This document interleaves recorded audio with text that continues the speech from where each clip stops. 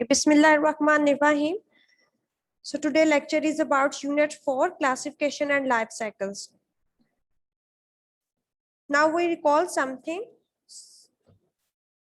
that you have already know. All living things breathe, feel, grow, move, eat and reproduce. Living things need air, water and minerals. Animals and plants depend on each other. We must take care of them to keep proper balance.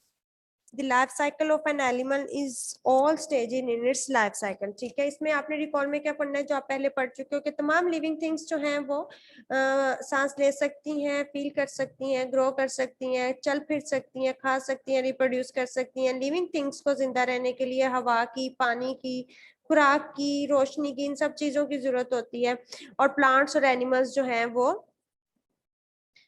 एक दूसरे पर depend करते हैं. ठीक है, इसलिए हमें proper balance का जो है वो मतवाजन का वो ख्याल रखना चाहिए. ठीक है, लाइफ साइकिल है जो एनिमल्स के वो तमाम स्टेजेस होती हैं जो कि उसकी लाइफ में से उसकी जिंदगी में गुजरती हैं, जिससे वो गुजरता है. ठीक है, and you will learn that आपने इसमें क्या पढ़ना है कि तमाम लिविंग थिंग्स जो हैं वो सेल से मिलकर बनी हुई होती हैं.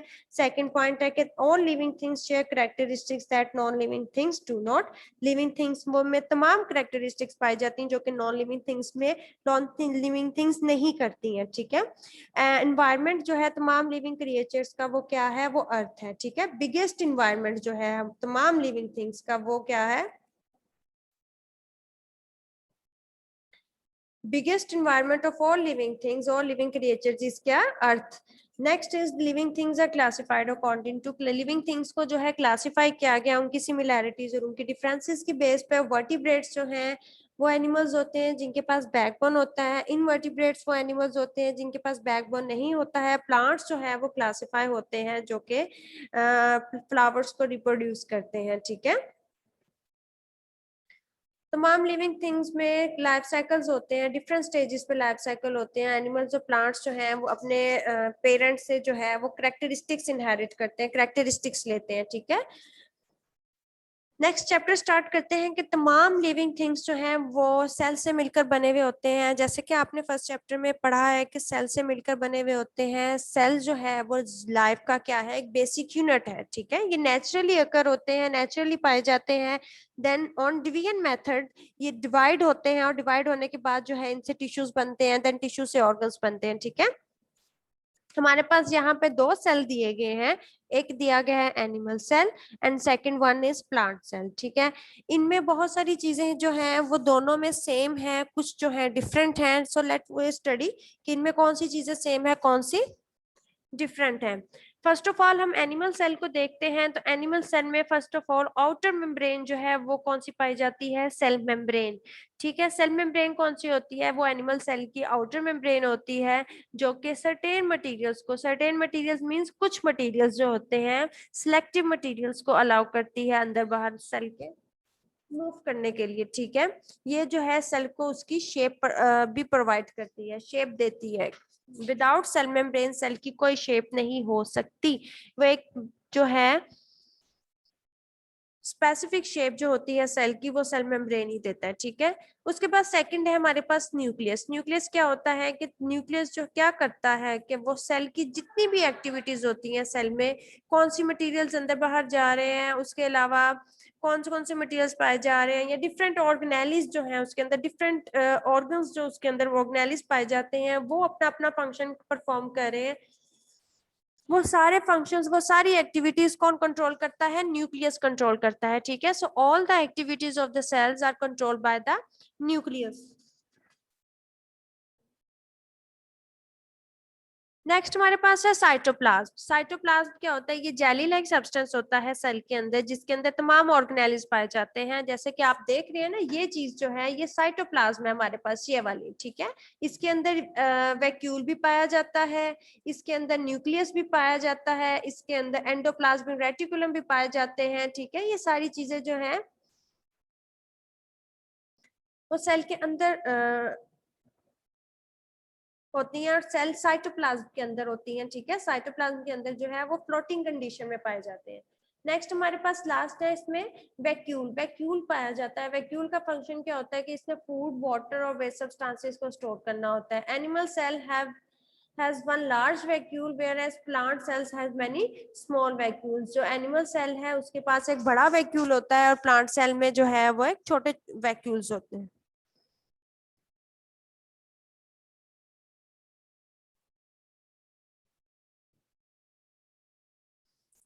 अच्छा, यहाँ पे थोड़ा सा उल्टा लिखा हुआ है, ठीक है, देखिए animal cell has one large vacuole, otherwise यहाँ पे होना चाहिए था, यहाँ पे आप लोग रीडिंग बुक आप लोग के सामने है तो यहाँ पे थोड़ी सी करेक्शन कर ले, ये है plant cell, plant cell have one large vacuole whereas animal cell has many small vacuoles, ठीक है, इसकी थोड़ी सी करेक्शन कर लीजिए, ठीक है, एनिमल की जगह प्लांट्स लिख लीजिए, प्लांट की जगह जो है वो एनिमल लिख लीजिए, ठीक है। नेक्स्ट हमारे पास अब आते हैं हम प्लांट सेल की तरफ। प्लांट सेल में सबसे आउटर मेम्ब्रेन कौन सी होती है? सेल वॉल, ठीक है, उसमें सबसे आउटर मेम्ब्रेन जो है वो सेल मेम्ब्रेन नहीं होती है। प्लांट सेल की आउटर मेम्ब्रेन कौन सी होती है? सेल वॉल, जो कि एनिमल सेल में नहीं पाई जाती, ठीक है। Cell wall is made up of tough material, cell wall जो है एक टफ मटेरियल से बना हुआ होता है जो कि उसको एक तरह से प्रोटेक्शन और सपोर्ट प्रोवाइड करता है सेल को। उसके बाद जो है सेल वॉल के बाद हमारे पास same as that animal cell cell membrane आती है। सेल मेम्ब्रेन का सेम फंक्शन होगा कि वो सर्टेन मटेरियल्स को इन और आउट जो है मूव करवाने में हेल्प आउट करती है, अलाउ करती है और उसकी शेप को मेंटेन करती है। देन उसके बाद हमारे पास न्यूक्लियस आ जाता है। न्यूक्लियस का फंक्शन प्लांट सेल में भी सेम ही होगा कि वो तमाम एक्टिविटीज को, सेल के अंदर जो भी एक्टिविटीज हो रही है उन तमाम एक्टिविटीज को कंट्रोल करती है। नेक्स्ट हमारे पास साइटोप्लाज्म आ जाता है, उसका फंक्शन भी सेम है, उसकी भी चीजें सेम है कि वो जेली लाइक सब्सटेंस होता है जिसके अंदर सेल के तमाम ऑर्गेनेलिज जो है फ्लोटिंग और सस्पेंडिंग फॉर्म में पाए जाते हैं। देन वैक्यूल आ जाता है कि वो भी फंक्शन है उसका कि वो वाटर को, फूड को और वेस्ट सब्सटेंसेस को स्टोर करके रखता है। प्लांट सेल में देखें ना आप लोग, प्लांट सेल में एक बड़ा वैक्यूल है, वाइल एनिमल सेल्स में ये छोटे छोटे वैक्यूल्स पाए जाते हैं, ठीक है, तो यहाँ पे वो बुक में थोड़ी सी करेक्शन कर लीजिएगा। नेक्स्ट हमारे पास इसके अलावा प्लांट सेल में एक एक्स्ट्रा मटेरियल, एक एक्स्ट्रा चीज पाई जाती है, वो होता है क्लोरोप्लास्ट। क्लोरोप्लास्ट क्या होता है? Plant cell contain a green pigment called chlorophyll. Plant cell के अंदर जो है वो ग्रीन पिगमेंट पाया जाता है क्लोरोफिल, जो कि सन से डायरेक्ट एनर्जी अब्सॉर्ब करता है, डायरेक्ट एनर्जी लेता है और उस एनर्जी से जो है वो अपनी खुराक, अपनी जो अपना जो फूड उसने बनाना है प्लांट सेल ने वो बनाता है, ठीक है। नेक्स्ट हमारे पास आ जाते हैं, ये कॉन्सेप्ट है कि बिल्कुल at the end of the chapter करेंगे, ठीक है।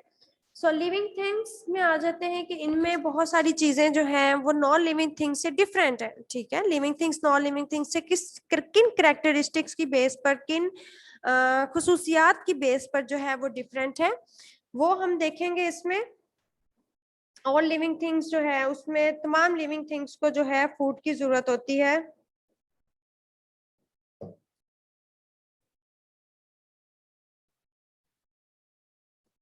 तमाम लिविंग थिंग्स को फूड की जरूरत होती है, रेस्पिरेशन का प्रोसेस करते हैं, वो एक जगह से दूसरी जगह मूव करते हैं, उनमें सेंसिटिविटी का जो है वो पाया जाता है।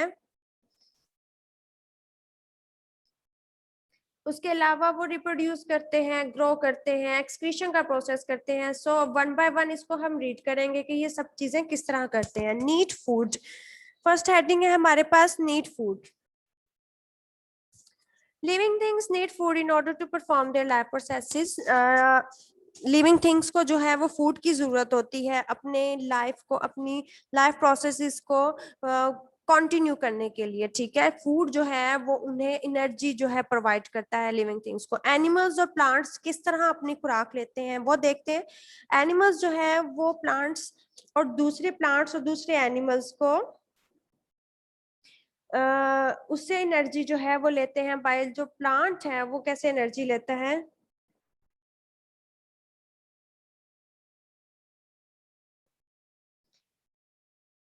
प्लांट्स जो है उसके अंदर क्लोरोफिल पाया जाता है, ठीक है, जो कि अपनी फूड खुद तैयार करता है, जिसको हम किस प्रोसेस के थ्रू करता है उसको हम फोटोसिंथेसिस कहते हैं। फोटोसिंथेसिस का प्रोसेस क्या होता है? Photosynthesis is such a process in which plants make their own food by using sunlight, water and carbon dioxide. Photosynthesis के प्रोसेस में सनलाइट यूज होती है, वाटर यूज होता है और कार्बन डाइऑक्साइड यूज होता है। प्लांट जो है उनको एनर्जी लेने के लिए किसी चीज के थ्रू उसको किसी पे डिपेंड नहीं करना पड़ता, वो अपनी खुराक खुद तैयार करते हैं, ठीक है। Next is the respire. Respire क्या होता है कि बहुत प्लांट्स और एनिमल्स जो है वो रेस्पिरेशन का प्रोसेस करते हैं, ऑक्सीजन लेते हैं और कार्बन डाइऑक्साइड जो है वो ऑक्सीजन और कार्बन डाइऑक्साइड की जो दोनों गैसेस हैं इनका एक्सचेंज करते हैं जब वो रेस्पिरेशन का प्रोसेस करते हैं, ठीक है।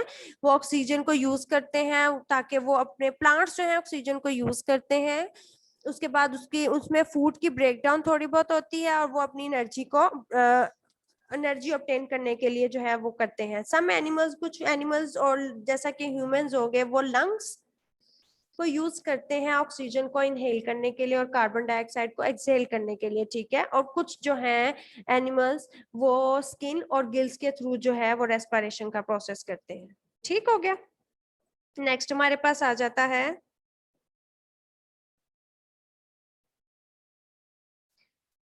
रिप्रोडक्शन।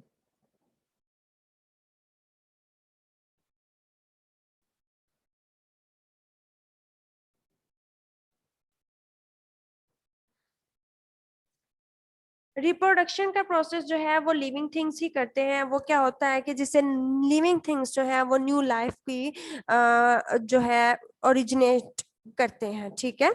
एनिमल्स जो है वो यंग वंस प्रोड्यूस करते हैं, प्लांट्स जो है वो सीड्स प्रोड्यूस करते हैं, ठीक है।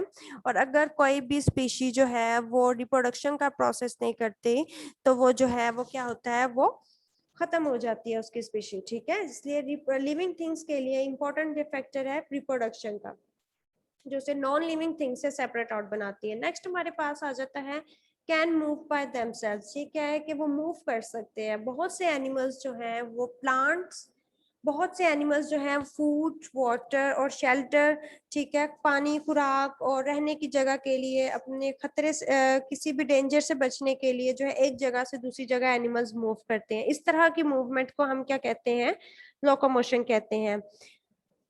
अब प्लांट्स किस तरह मूव करते हैं, प्लांट्स जो हैं वो डिफरेंट वे में मूव करते हैं। प्लांट्स जो हैं वो अपनी खुराक खुद बनाते हैं, ठीक है, इसलिए वो जो है मूव नहीं कर सकते, ठीक है। कुछ लेकिन वो टोटली सारा मूव नहीं कर सकते, लेकिन उसके प्लांट्स के कुछ पार्ट्स होते हैं जो मूवमेंट शो करते हैं। फॉर एग्जांपल कुछ लीव्स जो हैं वो सन की डायरेक्शन में मूव करते हैं, कुछ जो है फ्लावर्स जो है वो सन की डायरेक्शन में मूव करते हैं। इस तरह जो है वो अपनी मूवमेंट को शो करवाते हैं। नेक्स्ट हमारे पास कैरेक्टरिस्टिक्स आ जाती है हैव सेंसिटिविटी। उनमें सेंसिटिविटी पाई जाती है। लिविंग थिंग्स जो है वो इन्वायरमेंट में क्या कुछ हो रहा है, आपकी आबो हवा में, आपके इर्द गिर्द क्या कुछ हो रहा है, उन सब चीजों पे रिएक्ट करती हैं, ठीक है। एनिमल्स जो है फॉर एग्जांपल,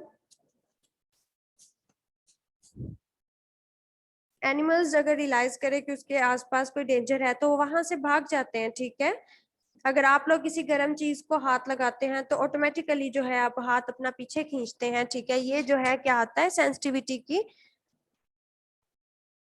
शो करवाता है। कुछ लीव्स हैं प्लांट्स में, किस तरह सेंसिटिविटी होती है कि कुछ प्लांट्स में लीव्स ऐसे होते हैं, जैसे माइमोसा प्लांट है, जब आप उसको हाथ लगाते हो तो वो ऑटोमेटिकली जो है उसके लीव्स बंद हो जाते हैं, ठीक है। नेक्स्ट हमारे पास आ जाता है excrete. All living things produce waste material. तमाम लिविंग थिंग्स जो है वो वेस्ट मटेरियल्स को प्रोड्यूस करते हैं। सो उस वेस्ट मटेरियल्स को बॉडी से रिमूव होने के प्रोसेस को हम एक्सक्रीशन कहते हैं। बॉडी से वेस्ट मटेरियल्स जो जब रिमूव होता है तो वो एक्सक्रीशन के प्रोसेस से होता है, ठीक है। लास्ट हमारे पास कैरेक्टरिस्टिक्स आ जाती है ग्रो की। ग्रो कैसे होते हैं कि तमाम लिविंग थिंग्स जो है वो ग्रो करती है, कभी भी नॉन लिविंग थिंग जो है वो ग्रो नहीं करती, ठीक है। एनिमल्स जो है वो बेबीज, उसके एनिमल्स में के पास बेबीज जो है वो ग्रो करते हैं और एक अपने पेरेंट्स से जो है रिजेंबल करते हैं। प्लांट्स जो है वो सीड्स प्रोड्यूस करते हैं जो कि new plants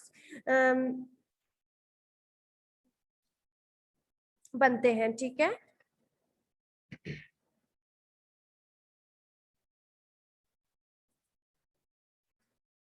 next is environmental watch. इसमें आप लोगों को क्या बताया गया कि इन्वायरमेंट क्या होती है। इन्वायरमेंट क्या होता है बेटा, आपके इर्द गिर्द जितनी भी चीजें पाई जाती है वो सारी इन्वायरमेंट में आती है। आपके इर्द गिर्द जो कुछ भी हो रहा है, आपके इर्द गिर्द क्या पाया जा रहा है, जितनी सब जितना कुछ भी हो रहा है, कुछ भी हो रहा हो, वो सब कुछ क्या आ जाता है, इन्वायरमेंट में आ जाता है, ठीक है। एक वाइडर स्केल पे जो है इन्वायरमेंट, तमाम लिविंग क्रिएचर्स का जो इन्वायरमेंट होता है,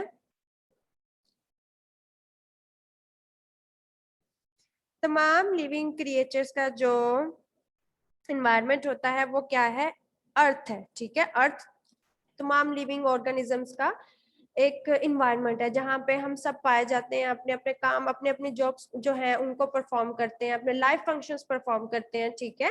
वो सारी चीजें जो है इन्वायरमेंट में ही होती है ना। एनिमल्स जो प्लांट्स जो है वो एक दूसरे पर डिपेंड करते हैं। प्लांट्स जो है वो प्रोवाइड करते हैं ह्यूमंस और दूसरे एनिमल्स को, फूड प्रोवाइड करता है, शेल्टर प्रोवाइड करता है, ठीक है। इसके अलावा इसके साथ साथ ऑक्सीजन जो है वो प्रोड्यूस करता है, जो कि ह्यूमंस और दूसरे एनिमल्स के जिंदा रहने के लिए बहुत जरूरी होती है, ठीक है। इसके अलावा देखा जाए तो ग्रीन लीव्स जो है वो फोटोसिंथेसिस का प्रोसेस करते हैं। अब फोटोसिंथेसिस क्या होता है, फोटो मींस लाइट, ठीक है। फोटोसिंथेसिस जो है वो दो वर्ड्स के कॉम्बिनेशन से बना है, photo means light and synthesis mean putting together, ठीक है। क्लोरोफिल जो है वो लीव्स में होता है, जो कि सनलाइट की एनर्जी को ट्रैप करता है, ठीक है। देन वो एनर्जी जो है जो सनलाइट से मिलती है वो यूज्ड होती है वाटर, कार्बन डाइऑक्साइड और मिनरल्स को कंबाइन करने के लिए यूज होती है। और ये सारी चीजें जो है कंबाइन होकर क्या बनाती हैं, फूड बनाती है प्लांट्स में, ठीक है। अब जो सनलाइट की रेज होती हैं जो डेंजरस होती हैं, ठीक है, वो जो है उसको कैप्चर नहीं किया जाता। इन आवर सिटीज जो है, हमारे सिटीज में आजकल जो है बहुत ज्यादा पोल्यूशन होती है, स्मोक डस्ट होती है। ये पोल्यूशन जो है वो लीव्स के में एयर कोट्स पाए जाते हैं जहां से एयर का पैसेज होता है, ठीक है, जहां से रेस्पिरेशन का प्रोसेस करना होता है, एयर लीव्स के थ्रू जो रेस्पिरेशन का प्रोसेस करना होता है, सांस लेने का प्रोसेस करना होता है प्लांट्स ने, ठीक है, उसको डिस्टर्ब करती हैं, जिसकी बेस पर जो है प्लांट्स जो है वो ब्रेथ नहीं, रेस्पिरेशन का प्रोसेस नहीं कर सकते, ठीक है। जो कि ये तो प्लांट्स के लिए बैड न्यूज है, लेकिन इसके साथ साथ हमारे लिए भी है, क्योंकि अगर प्लांट्स डैमेज हो गए तो बेटा उसके साथ साथ हमारे लिए भी बैड न्यूज इस तरह है कि हमारे लिए फूड नहीं प्रिपेयर हो सकेगा, ठीक है। हम फूड पे भी डिपेंड, फूड के लिए डिपेंड करते हैं प्लांट्स पे, ऑक्सीजन के लिए डिपेंड करते हैं प्लांट्स पे। तो जब प्लांट्स ही जो है वो डैमेज हो जाएंगे तो हमें फूड और ऑक्सीजन कौन प्रोवाइड करेगा, ठीक है। इसलिए जो है हमें अपने एनवायरमेंट को, हमें अपने इर्द गिर्द के माहौल को, ठीक है, साफ सुथरा रखना चाहिए, ठीक है। हमारी प्लेनेट जिसपे हम रह रहे हैं उसका ख्याल रखना चाहिए, ताकि जो है वो हम सब जो है वो सही सलामत जो है रह सकें, और प्लांट्स को डिस्टरबेंस क्रिएट नहीं होनी चाहिए, ठीक है।